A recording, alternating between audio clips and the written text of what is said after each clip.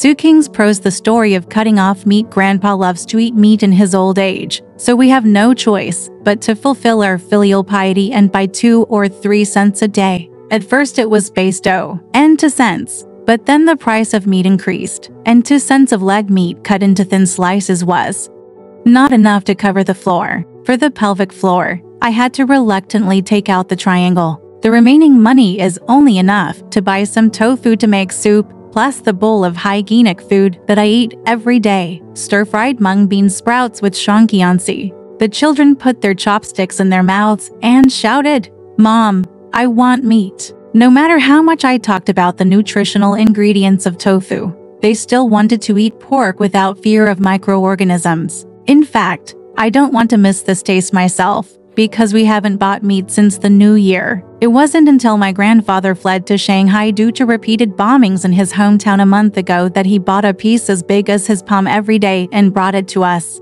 At home, it is boiled in clear soup. Of course, we never want to overcook it, as it will shrink even more. Grandpa eats the meat and the children drink the soup. Grandpa was a little unhappy. Young people always care about hygiene. Pork has worms. Beef is for foreigners. I have been eating pork every day for more than 6 years. Now my appetite is bad and I can't eat fat food. Young people, when I get up in the morning, I always have a thick soup made with red dates. Look at how thin these children are. I think it would be better to let them eat some fat slices to moisten them. Could it be said? Would this be inconsistent with hygiene? I had nothing to say. The children took 2 slices and 3 slices of meat from a bowl, and I had no choice but to buy another triangle in the evening. The next morning when I picked up the small vegetable basket, my grandpa stopped me and said, "I see how pitiful these little greedy ghosts are. Give them a slap in the face. There is a huge ocean of 3 cents here. You can take it and cut it into pieces. Come on." The leg meat in the countryside is 28 cents per pound. I think it costs a little more here. Even if it costs 30 cents per pound, the ribs have to be freshly cut. There were bits of suit and ribs hanging here and there on the meat stall, and the waiter weighed them. After paying the 5 yuan bill, he didn't get much change. I stopped by the stall and started chatting with him to ask about today's meat price. The owner of the butcher stall said something shocking. "The meat will be cut off starting tomorrow." Damn it, when will there be peace?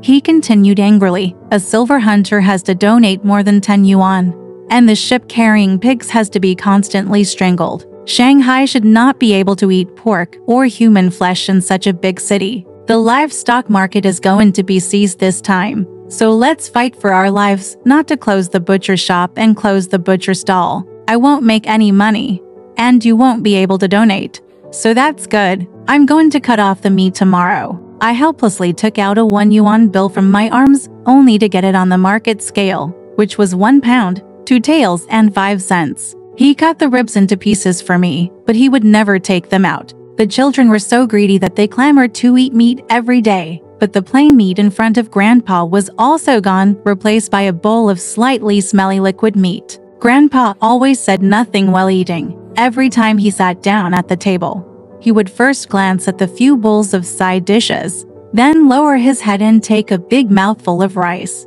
After taking 2 bites, he would add some salt to taste. He often sighed and regretted that he should not have fled to Shanghai. It would be better to live and suffer here than to die in the countryside. There are a lot of fresh broad beans, big abalone, kidney flour soup, roasted pork with bamboo shoots in my hometown. I know he is resentful of our infilial piety, but what can we do here? Most of my monthly income of 80 yuan is spent on rent. The price of rice is more than 17 yuan per stone. I can no longer support myself even if I mix rice with salt every day. How can I still complain about eating without meat? But I didn't tell him clearly, but if he knew that Shanghai pigs were worth more than a country girl, and they were worried about running out of goods, he would pack his luggage overnight and go back to his hometown to fight for his life. But unexpectedly, he finally said to me the night before yesterday, "I went out to celebrate my birthday just now, and every butcher shop had empty counters and no meat. They told me that they would rather cut off meat than go hungry.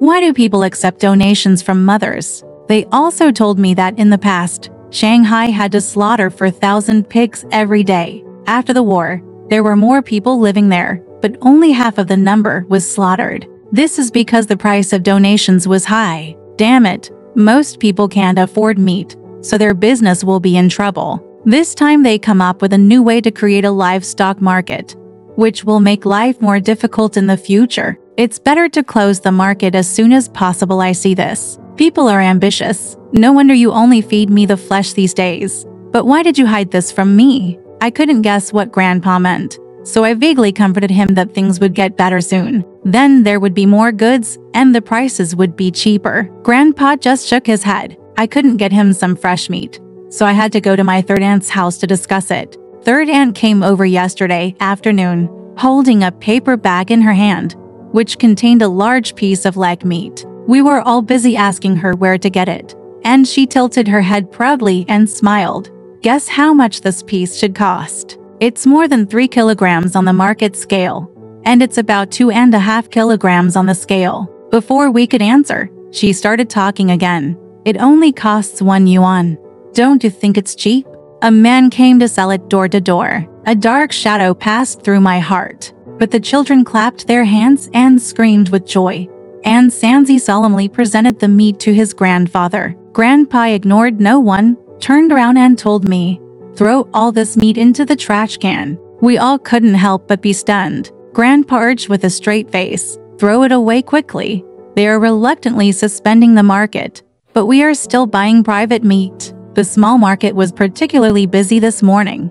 All the meat stalls had meat. It was said that the concession authorities, in order to maintain the people's food, repeatedly advised them to resume business. They should weigh and sell the pigs first, and then wait for a solution. Everyone has meat to eat. I thought, saving pigs is no better than private meat, and Grandpa should be happy to accept it. So I bought another triangle and made a bowl of roasted pork with bamboo shoots when I got home. Grandpa asked about the origin and gave all the meat to the little glutton, but he himself sorted out his clothes and decided to go back to his hometown. He said, "What are you doing living in Shanghai when you have nothing to do? One more person will give others an extra tax. I think it's not enough to stop eating.